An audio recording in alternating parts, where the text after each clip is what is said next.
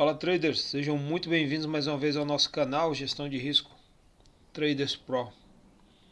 Vamos dar uma olhada hoje, 24 de outubro de 2023, como que está o mercado, como que as coisas estão se movendo, o que que a gente tem para hoje nesta terça-feira. Tá, eu já separei aqui algumas abas mais importantes com algumas notícias que eu acredito que sejam aí o foco do dia, tá? Pois muito bem. A começar, notícia boa para Vale, né? Minério de ferro saltou 3% na bolsa de Dalian lá na China. E a Vale vende, dentre outras coisas, minério de ferro, ou seja, quanto mais alto, quanto mais caro tá o valor da tonelada, melhor para a Vale, né? Porque ela está vendendo um produto mais valorizado. Daí isso faz com que as ações dela disparem e aí puxa também, além dela mesma, ela puxa, tende a puxar a Ibovespa para cima, né? Temos uma foto aqui, uma foto aérea, tá? De vários minérios aqui. E aí vamos ver o que aconteceu, que está puxando o Vale para cima agora nesse momento. Isso aqui é para a gente começar a entender o mercado antes de ir para gráfico. Eu já dei uma olhada no gráfico aqui, mas tá tudo normal lá, nada anormal acontecendo. Então eu quero extrair o sentimento do mercado hoje para fazer o meu day trade, certo? Então vamos lá, notícia boa aqui, tá? Os contratos futuros de minério de ferro subiram até 3%, mais de 3%, com Pequim preparando uma emissão adicional de dívida soberana como parte dos esforços para estimular o crescimento econômico, enquanto persistiam as preocupações com o aprofundamento da crise no setor imobiliário. Quer dizer, momentaneamente a gente tem uma injeção de dinheiro que para mim causa ainda mais dívida pública. Não é a solução, mas precisa se fazer para tentar ali trazer um pouco um balão de oxigênio para a China e fazendo-a esquecer um pouco a crise já instaurada no setor imobiliário, que já começou essa crise aqui, a gente já vem falando delas há alguns dias, tá? O minério de ferro mais negociado na bolsa de mercadorias de Dalian, na China, encerrou as negociações diurnas, ou seja, durante o dia, com alta de aqui quase 4%, a 864,50 yuanes. Yuanes é a moeda chinesa, ou US$ 118 por tonelada métrica, após queda em 3 sessões. Então isso aqui faz pressão para cima na nossa Vale. É tido como uma boa notícia, tá? China, inclusive, acelerando. A China deve lançar novos estímulos fiscais para sustentar sua recuperação econômica, com alguns consultores do governo recomendando uma meta de déficit orçamentário mais alta para 2024, a fim de permitir que Pequim emita mais títulos para reanimar a economia, ou seja, aumentar a dívida pública. Eles vão injetar dinheiro como foi feito na pandemia aqui no Brasil e no mundo inteiro, e daí trouxe mais inflação. Ou seja, são medidas que no momento, para agora, são boas. Mas aí a curtíssimo prazo, estou falando aí de 6 meses, um ano, mais ou menos, é um prazo muito curto, um ano para o mercado financeiro, mas muito curto mesmo, começa-se a sentir esses efeitos aqui. Porque querendo ou não, a China acaba reaquecendo não só ela própria, mas toda a economia global. Porque para ela crescer o que ela precisa, e para que esses estímulos realmente surtam os efeitos esperados, ela não é autossuficiente em muita coisa. Tanto é que ela compra minério de ferro da gente, ela compra petróleo da gente, ela compra tanta coisa da gente, commodities agrícolas, nossa lavoura ela compra, nossa produção industrial ela compra, nossos produtos beneficiados ela compra. A gente exporta para a China carne de porco, boi, frango. Às vezes essas carnes elas vão congeladas, né, em container refrigerado, verdadeiras geladeiras ambulantes. Ou às vezes o Brasil exporta o gado vivo também, o animal vivo. Eles chegam vivos à China, também por navios. Isso aí acaba aquecendo aqui também, que precisa produzir mais, que precisa gerar mais emprego, gerar mais renda para poder atender a China que está encomendando mais. Aí, por exemplo, a JBS aqui, famosa, né? Precisa contratar mais, abrir novos polos, abrir novas plantas frigoríficas para produzir mais carne, para mandar para a China. Então acaba aquecendo aqui também. Aí você fala, mas isso é bom? Sim, por um lado é. Mas trazendo para a lógica da inflação, não é. Porque mais pessoas trabalhando, mais pessoas comprando, mais pessoas gastando, a inflação tende a subir e aí, consequentemente, inevitavelmente, o Banco Central precisa subir juros. Isso é no mundo inteiro, essa equação é verdadeira no mundo todo, tá? Aí aqui para finalizar, a primeira das principais notícias de hoje, que eu selecionei, a China deve aprovar um pouco mais de 1 trilhão de yuanes ou 137 bilhões de dólares em emissões adicionais de dívida soberana, ou seja, injeção de dinheiro, à medida que intensifica os esforços para estimular os gastos com infraestrutura. Aqui entra a Vale. Toda infraestrutura vai ferro, né? Ponte, estrada, rodovia, portos, aeroportos. É aqui que a Vale entra. Disseram 3 fontes a Reuters. Aí aqui tem aspas, esperamos que a situação do mercado imobiliário chinês se estabilize na última parte do ano e que a demanda de aço na China registre um leve crescimento positivo graças às medidas do governo. Aço, Vale de novo. Tá? Então Vale nesse momento está subindo contra a Petrobras, que está caindo por interferência do Lula e dessa equipe dele na estatal, que agora vão poder nomear cargos políticos e não pessoas meramente competentes para comandar a Petrobras, vários de seus setores. Ontem a Petrobras afundou 6% por causa disso. É isso. A Europa, gente, como eu falei domingo, que iriam sair dados na Europa, PMIs na zona do euro, tá? Esses dados vieram animadores. E é aquele momento em que o dado ruim passa a ser positivo. Vamos acompanhar juntos aqui para você entender melhor.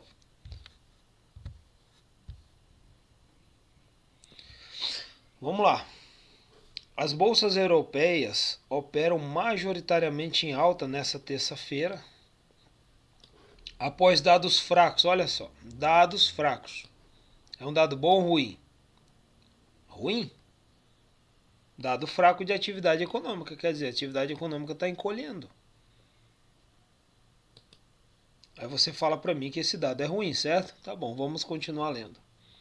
Na zona do euro, reforçaram expectativas de que o Banco Central Europeu deixará os seus juros inalterados nesta semana. Vai ter decisão de taxa de juros lá, quinta-feira. Hoje é terça, daqui 2 dias. Investidores também avaliam balanços de grandes empresas locais e acompanham os desdobramentos da crise no Oriente Médio, ou seja, boa notícia, notícia ruim, que é vista como boa para este momento, faz com que o euro caia, o índice dólar suba, já vou mostrar para vocês, mas eles continuam de olho nos balanços das grandes empresas e também na crise do Oriente Médio. A crise, por enquanto, já está precificada, o mercado já não está mais olhando para ela, tá? Eles estão tentando administrar o conflito e, enfim, ela não está fazendo mais preço, a não ser que entre aí um terceiro país. Aí sim, aí a gente vai ter a guerra no Oriente Médio ganhando novos e grandes capítulos, tá? Então o dado é isso aqui. Vou explicar por que esse dado saiu negativo e é visto como positivo agora. O PMI composto da zona do euro caiu para 46,5 em outubro, segundo a prévia da S&P Global, frustrando expectativas de avanço. Aqui você ainda continua achando que é uma notícia ruim, e é, mas ela vai ficar boa. À medida que eu for lendo, a coisa vai encaixando na tua cabeça. E o que não trouxer aqui eu te explico. Na verdade, eu explico todo dia, né? Acabei de explicar agora também. Embora evidencie a fraqueza da economia do bloco, o dado também dá ao Banco Central mais um motivo para manter suas principais taxas de juros na decisão da política monetária na quinta-feira. Pronto, é isso aqui. A economia resfriou, encolheu, retraiu ou contraiu, tá?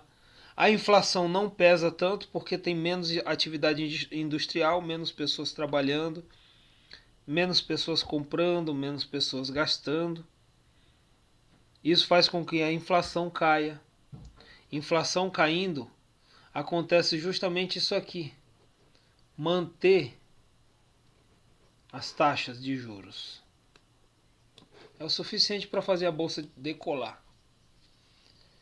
Essa semana tem PMI também nos Estados Unidos. Se vierem fracos, como eu falei domingo, ou seja, indicarem desaceleração industrial e econômica, mão de obra, setor de serviços, tem o PCE, que é despesas com gastos pessoais também, que vai sair essa semana.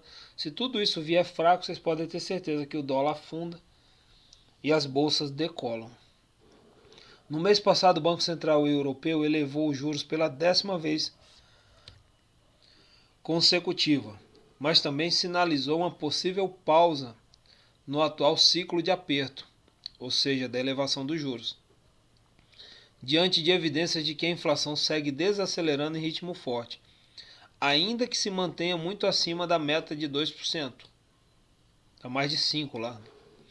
Os PMIs da Alemanha vieram mistos, com decepção em serviços e surpresa positiva na indústria. Já os do Reino Unido superaram as expectativas, mas continuaram abaixo da barreira dos 50, que indica a expansão da atividade. Eu expliquei no vídeo da agenda econômica domingo que quando sai acima de 50 é positivo, abaixo de 50 é negativo. Como saiu abaixo de 50 hoje, saiu negativo, só que nesse momento para o mercado passa a ser positivo, somente por causa de inflação. Tá bom? É isso. Acho que aqui para baixo vai falar do conflito de Gaza e como que estavam as bolsas mais cedo.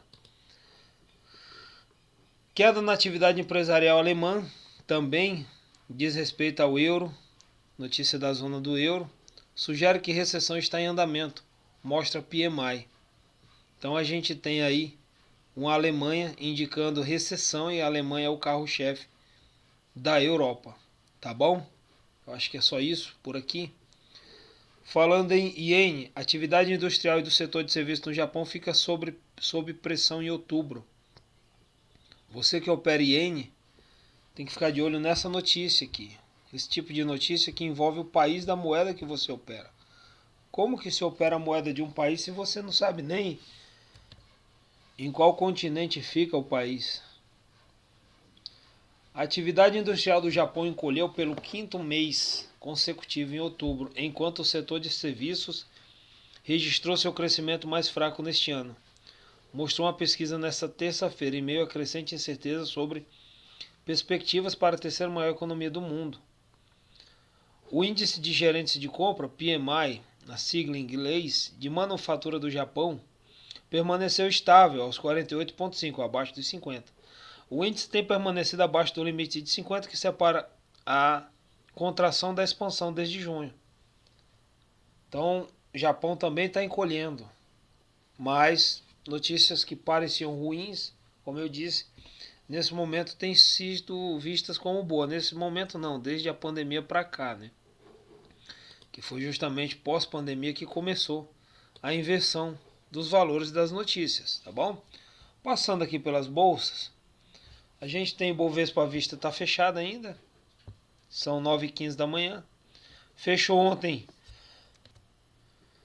com a queda de 0,3 aos 112,785, e Bovespa futuro nesse momento opera em alta 0,6, com certeza puxada por Vale. O S500 alta de 0,5%, Dow Jones alta de 0,3%, o VIX está ajudando, está negativo, o índice do medo está negativo, Bitcoin saltou para $34 mil, por causa da expectativa da criação dos ETFs lá, da briga com a SEC, que foi vencida, e o índice dólar também está subindo. Então a gente tem um cenário aqui meio desconexo, mas até dá para entender.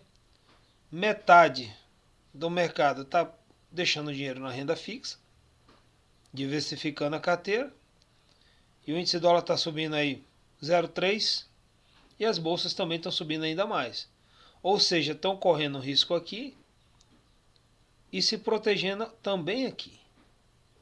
Tá? Nesse momento eu consigo entender por que tanto o dólar quanto as bolsas estão indo para o mesmo lado. Vamos ver aqui o que tem mais. Nada, vamos dar uma passada aqui nos gráficos agora. Lembra daquela compra que eu fiz ontem, nesse W aqui? Só que eu fiz em D1. Então, quem viu o vídeo ontem, lembra porque que eu fiz essa compra. Apostando que o mercado estava lateral e dava para operar por análise técnica, né? Então, trazendo aqui para o M30, uma hora melhor. Só para a gente ver esse W aqui mais de perto. Eu comprei aqui, deixei o meu loss lá embaixo, o meu gain está aqui no topo do W. E falei que ele fiz o cálculo, né, a medição do tamanho dele projetado para cima, dá justamente o pullback desse rompimento em cima dessa LTA. Eu falei que se eu visse que ele estava subindo com muita força, eu ia arrastar o meu gain para cá. Mas por enquanto eu vou deixar aqui nesse primeiro alvo, tá? Que já vai ser bastante bom. E eu falei que ia mostrar para vocês como que tá o resultado. Então, nessa compra dele ontem, tá positivo aqui 140. E eu tô negativo numa venda em euro da semana passada, 76. Tô com essas duas operações abertas aqui nessa tela, tá? Mas estou com 138 positivo nessa compra, só por causa desse pequeno movimento aqui. Como eu entrei com 0,20, é um pouco alavancado. Então só esse tiquinho aqui que subiu já está dando 138, 140. Posso fechar as duas agora. Terminar no positivo, né? Porque vai sobrar. 142 menos 77 é praticamente o dobro, né? Então posso fechar aqui, mas eu não quero fechar agora, deixa rolar. E vamos esperar, tá bom? Passando aqui no índice dólar. Agora eu vou limpar essa tela, tá uma bagunça. Só um minuto. Prontinho, limpei tudo. No diário não muda muita coisa, ele continua lateral. A gente vai conseguir ver alguma coisa normal aqui numa hora, tá?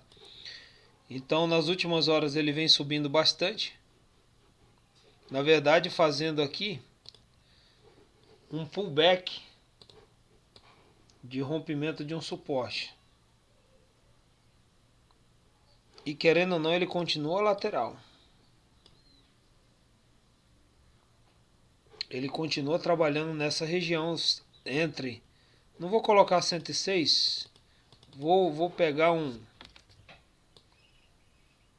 uma resistência mais baixa. Que também dá nos 106. Só que aqui estava dando 106.900. Aqui vai dar 106.500. De resistência e um suporte em 105.200 aproximadamente. Então ele vem trabalhando aqui dentro. Formou aqui uma bandeirinha de alta. Acabou não se cumprindo, que é essa bandeira aqui. Eles não se movem por análise técnica, então aqui é uma bandeira, tá? Diz análise técnica que uma vez rompida para cima, ela tende a fazer o tamanho do mastro para cima, que daria em 107, mas o índice dólar não se move por análise técnica. Ele se move por medo e ganância. Medo ou mais medo ou menos medo no mercado, mais ganância, menos ganância. O mercado se move por sentimentos, tá, pessoal? Então nesse momento eu tenho o índice dólar subindo no 1 hora, tá? Então é um tempo time frame recente, mas fazendo aqui um pullback de rompimento desse suporte. Nisso, o euro, deixa eu dar uma limpada no euro também. O índice dólar está subindo lá e o euro afundou. Na verdade, pessoal, quem fez o dólar subir aqui, que justamente oportunizou essa correção até por Fibonacci, depois de toda essa queda.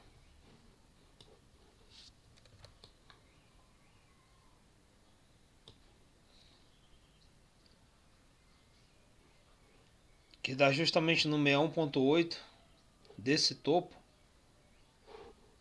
Quem causou isso aqui foi o euro, que derreteu no momento que saiu o PMI lá mais fraco, como eu acabei de mostrar. Como o euro corresponde a 57% do índice dólar, na hora que saiu o PMI mais fraco, a renda fixa europeia perde valor, perde atratividade. Ou seja, a moeda euro vale menos. Então o dado, hoje quem fez o índice dólar se mover não foi majoritariamente o dólar americano em si, foi o euro, que afundou e está afundando ainda mais, permitindo que o dólar subisse. Tá? Vamos dar uma olhadinha aqui no Dow Jones. Já vimos aqui. Passando para o ouro. O ouro tem uma leve correção ali no diário. Tá? Deixou um baita de um martelo de fundo em cima de uma LTA. Isso aqui daria uma boa compra. Até vou comprar. 0,20 é muito pesado. Vou comprar com 0,10. Vou comprar aqui ouro. Comprei. Vou deixar o meu stop loss abaixo desse martelo. E vou deixar o meu gain aqui nesse topo outra vez. Pronto, está aberta a minha operação. O Yen deu uma boa valorizada. Quando esse gráfico vem para baixo é o Yen se valorizando. E agora está corrigindo também por Fibonacci, tá? Tá querendo deixar shooting stars aqui na região do 61.8, mas também está querendo montar uma bandeirinha de alta. Aqui o mastro da bandeira e a flâmula. Quem sabe para tentar subir e fazer o pullback em cima da LTA aqui novamente. Então não tem nada claro aqui no Yen, tá? Canadense segue lateral, trabalhando suporte e resistência dentro da escala da Fibo. CHF franco suíço corrigiu 50% da Fibo. Falei ontem que ele pode corrigir um pouco mais e buscar essa LTB que passa aqui, ou pelo menos o 61.8, que dá nessa região aqui de suporte. A Libra, que eu estou vendido e subiu, aqui está nos 5 minutos, deixar no 4 horas. Ela segue mais ou menos o mesmo movimento do euro, né? Geralmente, mas ela agora nesse momento está lateral. Eu vendi nessa linha pontilhada e ela subiu. Na verdade, porque o dólar havia caído, né? Então, quando chegar aqui, entra no 0 a 0 e quando passar para baixo, eu estou no positivo. Tá bom? O euro continua derretendo com más notícias que passaram a ser boas na zona do euro. Isso faz com que a moeda perca força. E no par índice dólar, na cesta de moedas do índice dólar, ela é a mais forte. Beleza, gente? Hoje não tem muita coisa. Amanhã que a gente vai ter aí mais dados econômicos saindo, mais PMI saindo. Quarta, quinta e sexta que o bicho vai pegar. Tá bom? É isso. Lembrando que esse vídeo é uma cortesia da corretora Grande Capital. Se você está procurando uma boa corretora, eu te indico a minha. O link está aí na descrição do vídeo. Você abre a tua conta, baixa o MetaTrader 4 ou 5 e também pode operar em nuvem pelo WebTrader, tá? Também no link tem a descrição do nosso grupo, tem o link do nosso grupo do Telegram, gratuito, aberto para quem quiser participar e aprender junto com a gente. Será bem-vindo, beleza? Forte abraço, tudo de bom para vocês.